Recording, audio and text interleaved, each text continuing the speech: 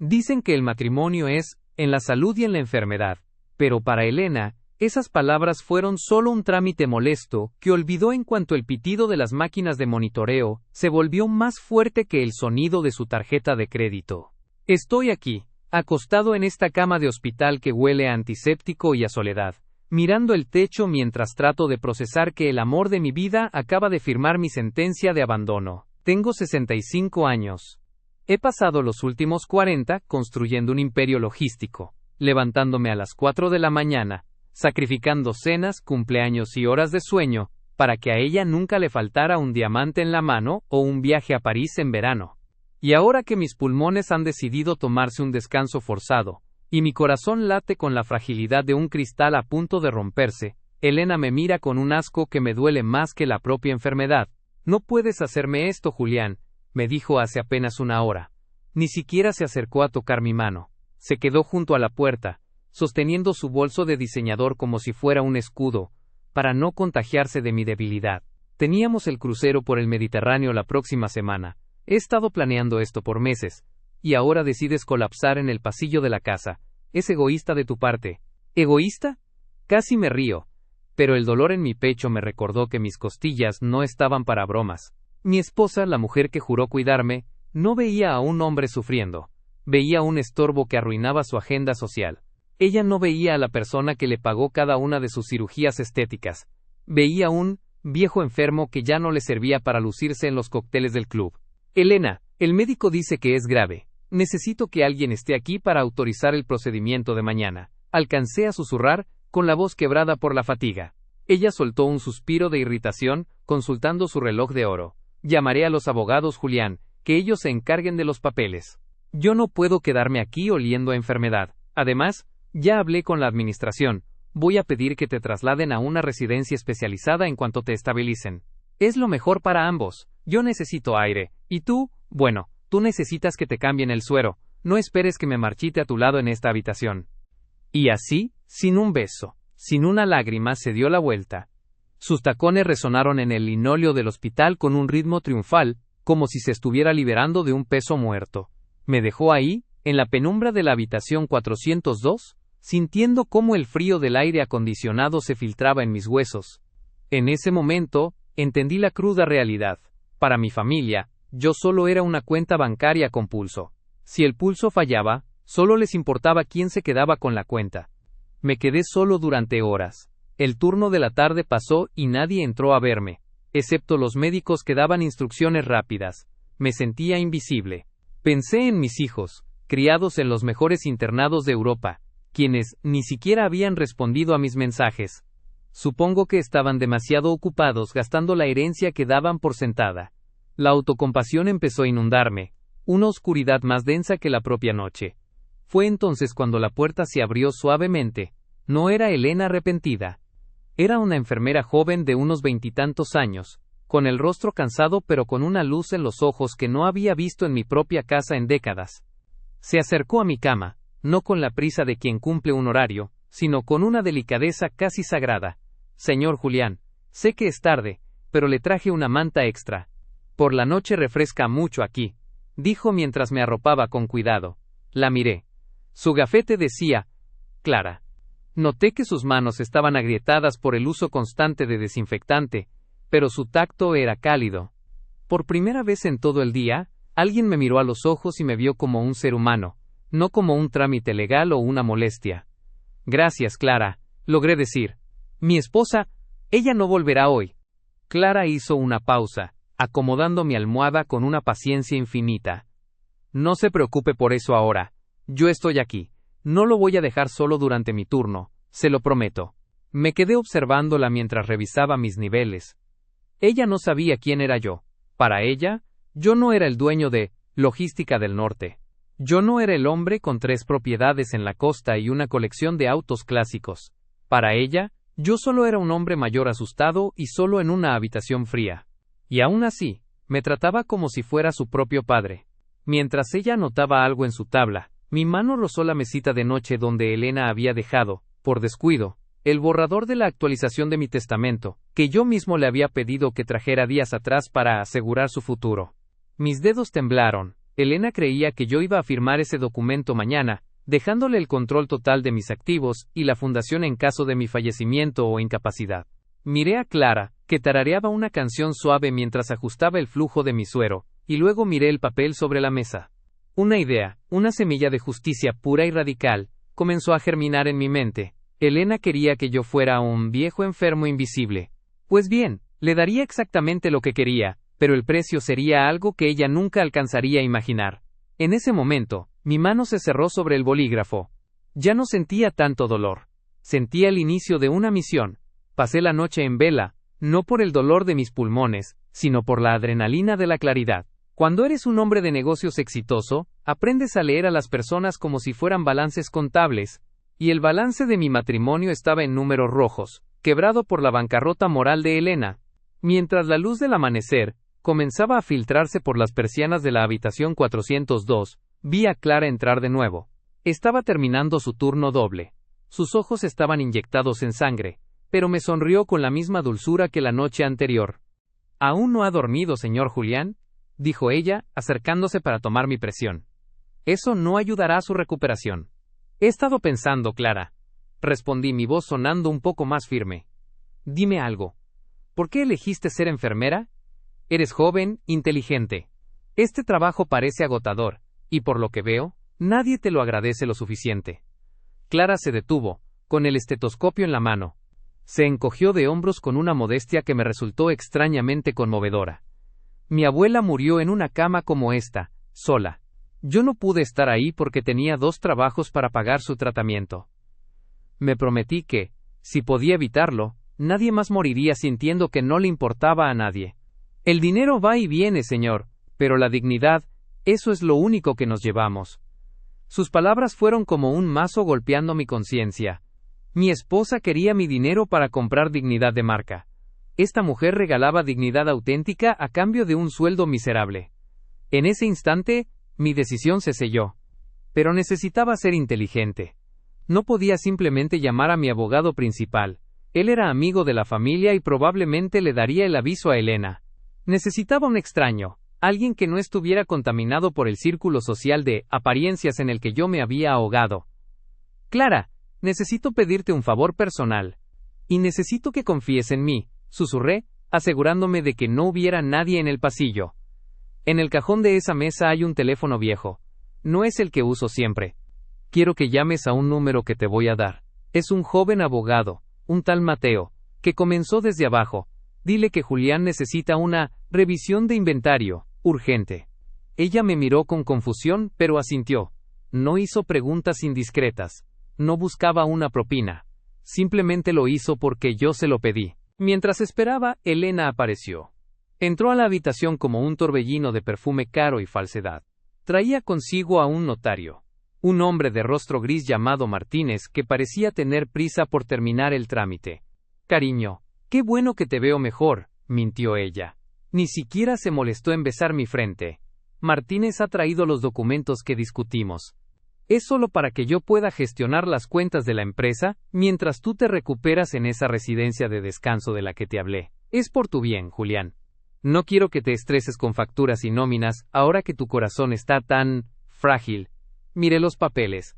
Poder amplio de administración y disposición. Básicamente, me estaba pidiendo que le entregara las llaves del reino para que ella pudiera vaciarlo antes de que mi cuerpo se enfriara. «Me siento un poco mareado, Elena», dije, fingiendo una debilidad mayor a la que sentía. «No puedo leer toda esa letra pequeña ahora.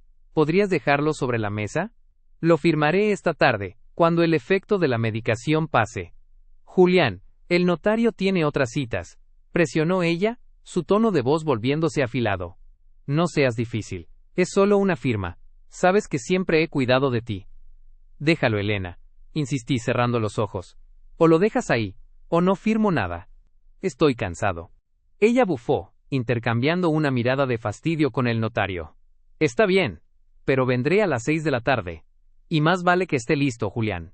Los niños están preguntando por su parte de la gestión, y no quiero darles malas noticias, mentira tras mentira. Mis hijos no preguntaban por mi salud, preguntaban por sus dividendos». En cuanto salieron, Clara regresó. Me entregó el teléfono. Mateo, el joven abogado, estaba en la línea. «Señor Julián, ¡Qué sorpresa! ¿En qué puedo ayudarlo? Mateo, necesito que redactes un Nuevo Testamento y un fideicomiso irrevocable. Ahora mismo, dije, bajando la voz. Voy a transferir la mayoría de mis activos personales y mi participación mayoritaria en la logística a una sola beneficiaria. Pero hay una condición. Nadie debe saberlo hasta que yo dé la señal. Y quiero que incluyas una cláusula de comportamiento negligente para mi esposa y mis hijos. Si intentan impugnar, perderán hasta el último centavo de sus fideicomisos actuales. ¿A nombre de quién, señor?, preguntó Mateo, sorprendido. Miré a Clara, que estaba al otro lado de la habitación ayudando a un anciano a beber agua. Su bondad era el contraste más violento que jamás había visto frente a la podredumbre de mi familia. A nombre de Clara Espinosa, respondí. ¿La enfermera?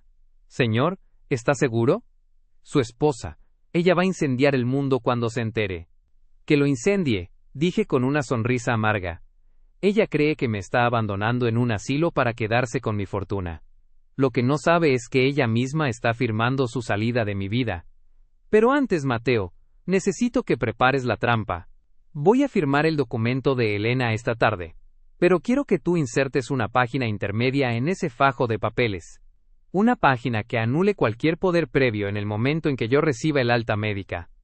El plan era arriesgado. Iba a permitir que Elena creyera que ya era la dueña de todo. Quería ver cómo me trataba cuando pensara que ya no tenía nada que dar. Quería ver cuánta crueldad era capaz de mostrar una persona cuando cree que su víctima está indefensa. Señor Julián, interrumpió Clara, acercándose a mi cama con una bandeja de comida del hospital, que parecía incomible. El médico dice que si sus niveles siguen así, podrían darle el alta para que termine su recuperación en casa en unos días. ¿Tiene a alguien que lo cuide allí? Porque si no, tendré que reportar que necesita asistencia domiciliaria. Oh, no te preocupes, Clara, dije tomando su mano con gratitud. Mi esposa ha planeado algo especial para mi regreso. Solo espero que esté preparada para la sorpresa que yo le tengo a ella.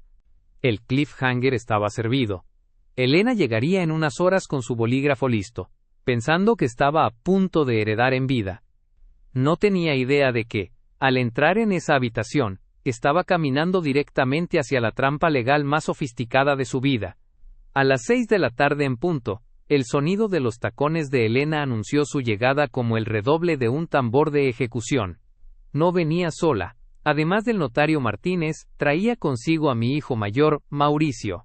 Verlo allí, con su traje de $3,000 pagado por mí, y esa mirada de lástima fingida, me revolvió el estómago más que cualquier medicina. Papá, nos alegra ver que has recuperado el juicio, dijo Mauricio. Ni siquiera se acercó a la cama. Se quedó junto a su madre, como un buitre esperando que el león deje de respirar. Mamá dice que ya estás listo para delegar. Es lo más responsable. La empresa necesita manos firmes. No alguien que tiene que pedir permiso para ir al baño. La humillación era deliberada.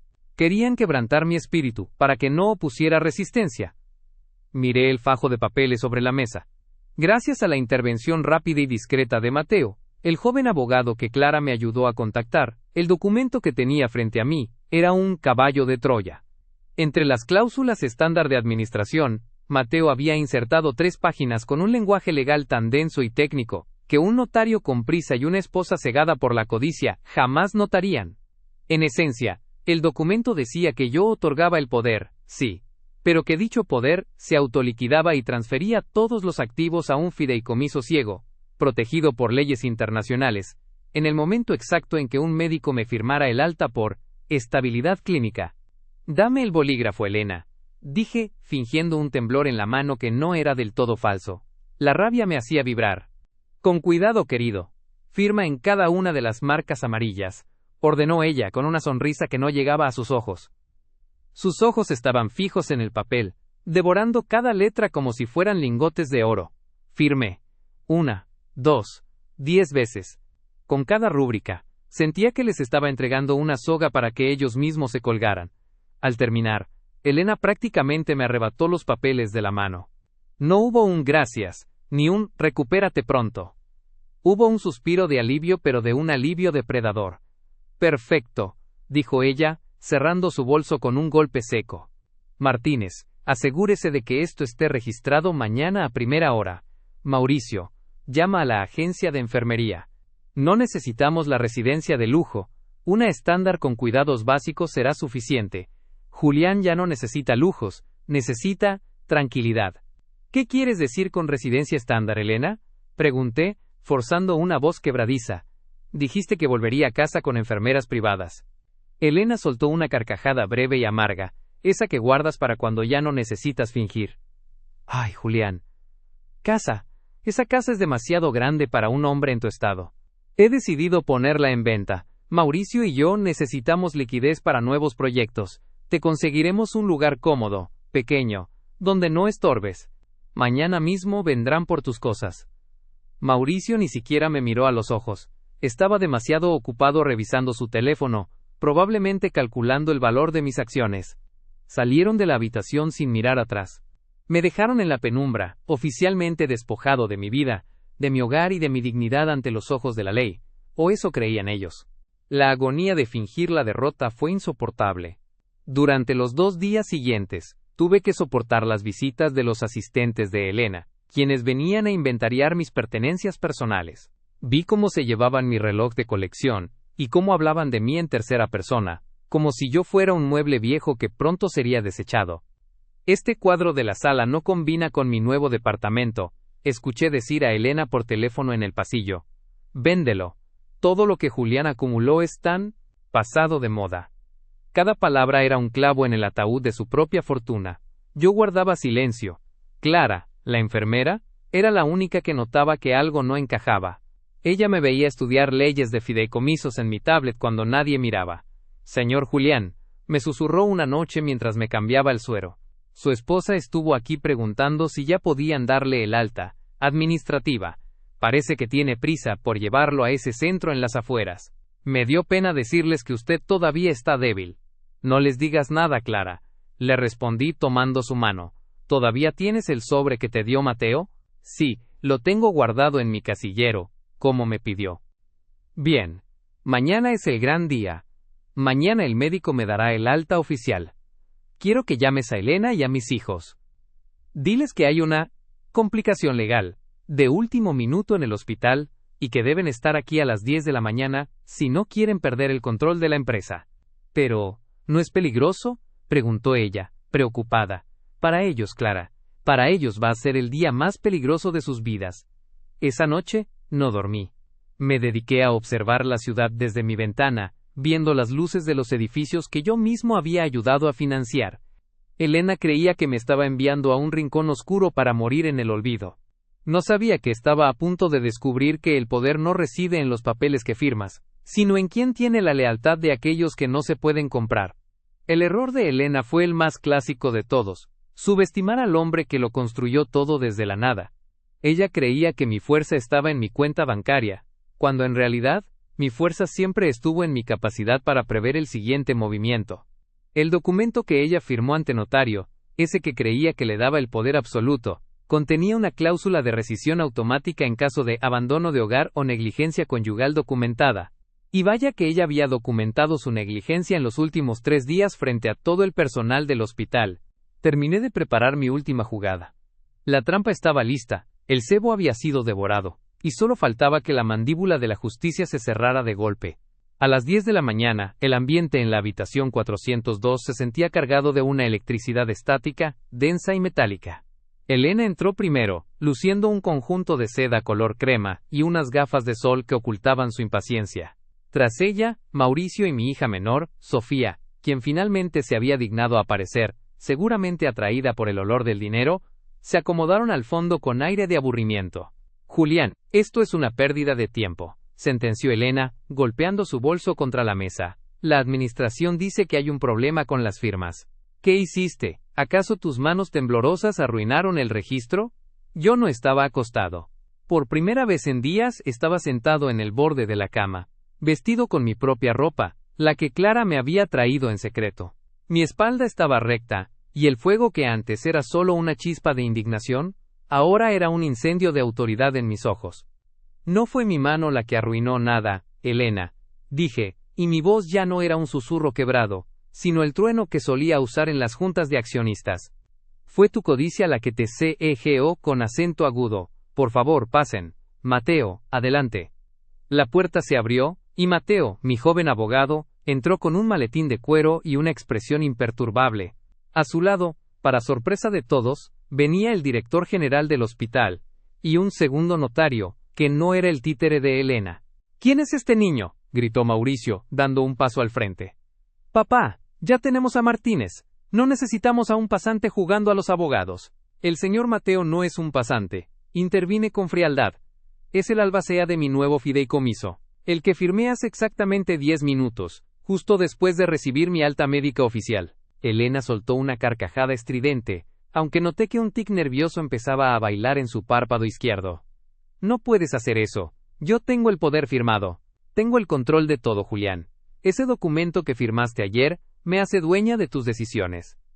Mateo dio un paso al frente y extendió un documento sobre la mesa. Señora Elena, el documento que usted instó al señor Julián a firmar ayer incluía una cláusula de contingencia en la página 14, sección B. Establece que cualquier poder otorgado queda automáticamente invalidado si se demuestra abandono moral o negligencia en el cuidado de la salud. Además, el poder solo era efectivo mientras el señor Julián estuviera incapacitado. Mateo señaló la puerta, donde Clara estaba de pie con una carpeta de registros. Tenemos los testimonios de 3 enfermeras, 2 médicos y las grabaciones de seguridad del hospital. Continuó Mateo con voz gélida.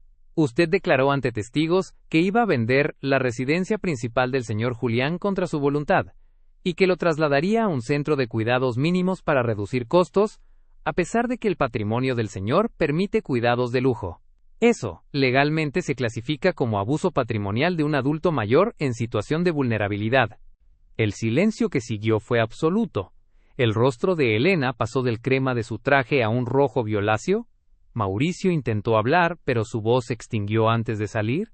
Pero, yo firmé, él me engañó, chilló Elena, perdiendo toda compostura. Él fingió estar peor de lo que estaba. Yo no fingí nada, Elena, dije, levantándome con lentitud pero con firmeza. Estaba enfermo, estaba roto, y en mi momento de mayor oscuridad, tú decidiste que yo era un estorbo que había que liquidar.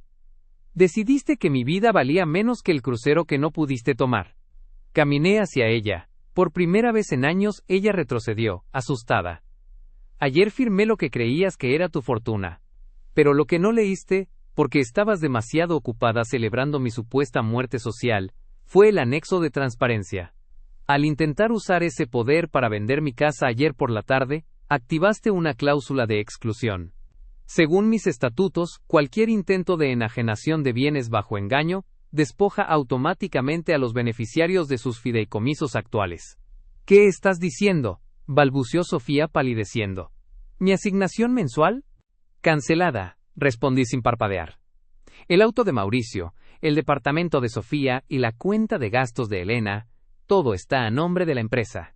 Y desde hace 5 minutos, yo ya no soy el dueño de esa empresa. Elena se aferró a la mesa, su respiración se volvió errática. No puedes hacer eso, eres el dueño. No tienes a nadie más. ¿A quién le vas a dar todo? ¿A la beneficencia? Te declararé demente.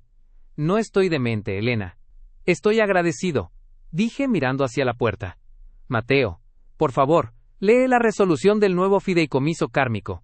Mateo aclaró su garganta.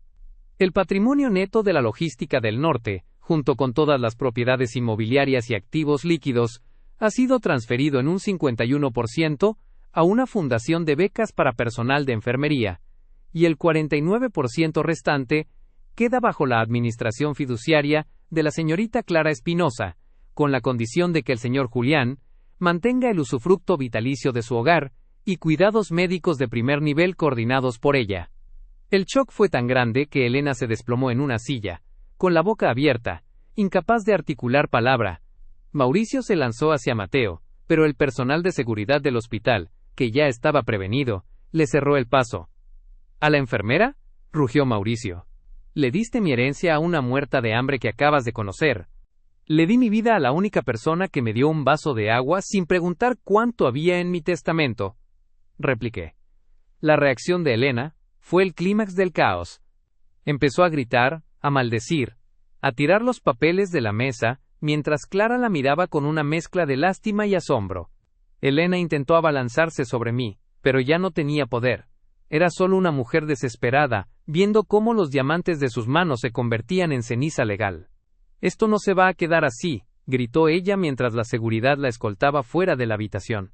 «Te arrepentirás, viejo estúpido, te pudrirás solo». «No, Elena», dije, viendo cómo la puerta se cerraba tras su humillación.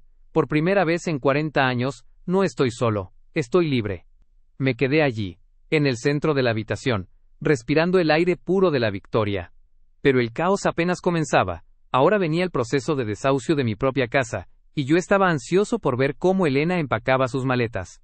El regreso a mi mansión no fue el regreso de un enfermo derrotado, fue la entrada de un soberano recuperando su trono. Llegué en una camioneta médica de lujo, pero no venía en camilla. Caminaba por mi propio pie, apoyado levemente en un bastón de caoba que siempre había sido un símbolo de mi autoridad. A mi lado, Mateo y Clara me escoltaban como una guardia de honor. Cuando las puertas automáticas se abrieron, la escena que encontré fue dantesca. Elena estaba en el vestíbulo, gritando a 2 hombres de la mudanza que ella misma había contratado días antes, para limpiar mi casa. «He dicho que ese piano se queda. Es una pieza de colección y me pertenece», chillaba ella, con el cabello desordenado y el maquillaje corrido. «En realidad, Elena», interrumpí, dejando que el sonido de mi voz rebotara en las paredes de mármol que yo mismo pagué. «Nada en esta casa te pertenece desde hace exactamente 3 horas». Ella se giró bruscamente. Su rostro, antes lleno de una belleza fría y calculada, ahora era una máscara de desesperación y odio. Mauricio bajó por las escaleras, sosteniendo una caja con mis relojes de colección. Al verme, se detuvo en seco, palideciendo. «Papá, esto es un malentendido», balbuceó mi hijo intentando esconder la caja tras su espalda. «No es un malentendido, Mauricio. Es un inventario», dije con una calma gélida. «Mateo, procede». Mateo sacó una orden judicial de ejecución inmediata. «Señora Elena, señores Mauricio y Sofía, se les ha notificado mediante sus respectivos abogados la rescisión inmediata de su derecho de residencia. Esta propiedad pertenece ahora al fideicomiso kármico. Tienen exactamente 60 minutos para retirar sus pertenencias personales, ropa y artículos de aseo únicamente. Cualquier objeto de arte, joyería adquirida con fondos de la empresa, o vehículos a nombre de la corporación, deben permanecer en el recinto». «¿No puedes echarnos a la calle como a perros?», gritó Elena lanzándose hacia mí. «Soy tu esposa, tengo derechos». «Tenías derechos, Elena. Tenías el derecho a cuidarme, el derecho a amarme, y el derecho a ser la mujer que heredaría un imperio», respondí, sintiendo una satisfacción que me recorría la columna vertebral. «Pero decidiste intercambiar esos derechos por una reserva en un asilo de mala muerte para tu esposo. El juez ha visto los videos de la cámara de seguridad de la habitación del hospital donde te burlas de mi estado y planeas la venta de mis bienes mientras aún respiro. Eso es abandono e ingratitud extrema. En este estado, eso es suficiente para anular cualquier acuerdo prenupcial». Clara se mantuvo a un lado, en silencio. No había triunfo en su mirada, solo una serena observación de la justicia cumpliéndose. Elena, al ver que sus gritos no funcionaban, cambió de táctica. Se dejó caer de rodillas, intentando sollozar. «Julián, por favor». Estaba asustada. La presión de tu enfermedad me volvió loca. No sabía lo que hacía. «Sabías perfectamente lo que hacías cuando me negaste un vaso de agua, porque tenías prisa por ir a comprar maletas nuevas para el crucero», le recordé, apartando mi pierna de su alcance. «Guardias, por favor, supervisen que solo se lleven lo que es estrictamente suyo».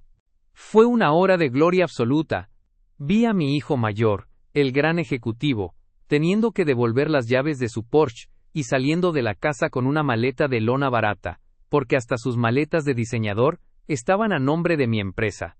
Vi a Sofía llorar, porque no podía llevarse el collar de esmeraldas que yo le regalé en su último cumpleaños, ya que el fideicomiso ahora lo reclamaba como parte del patrimonio recuperado por fraude. Pero el momento cumbre fue con Elena. Se resistió hasta el final, intentando ocultar joyas en sus bolsillos. Fue humillante ver a la mujer que se creía la reina de la sociedad local, ser registrada por una oficial de seguridad en su propio vestíbulo. «Esto es culpa tuya, maldita muerta de hambre», le gritó Elena a Clara antes de cruzar la puerta principal. «Sedujiste a un viejo moribundo para robarle a su familia». Clara dio un paso al frente. No gritó. Ni siquiera levantó la voz. «Yo no quería su dinero, señora. Solo quería que no muriera solo. Usted, en cambio, quería que muriera rápido para poder gastárselo». Esa es la única diferencia entre nosotros. La puerta se cerró. El silencio que siguió fue el más dulce que jamás había escuchado en esa casa. Ya no había hipocresía flotando en el aire. Ya no había susurros sobre cuánto faltaba para que el viejo soltara el mando. Señor Julián, dijo Mateo, rompiendo el silencio. Los documentos de transferencia están listos. La señorita Clara tiene la firma autorizada para los gastos de su cuidado y la gestión de la fundación. Usted es, legalmente, un hombre protegido por su propia generosidad. Me senté en mi sillón favorito, mirando por el gran ventanal. Por primera vez en años, mis pulmones se sentían ligeros. El dolor en el pecho había desaparecido, sustituido por una paz profunda. Clara, la llamé. Mañana quiero que busques a los mejores abogados para los empleados de la empresa que mi hijo despidió injustamente el mes pasado. Vamos a reinstalarlos. Y quiero que organices una cena.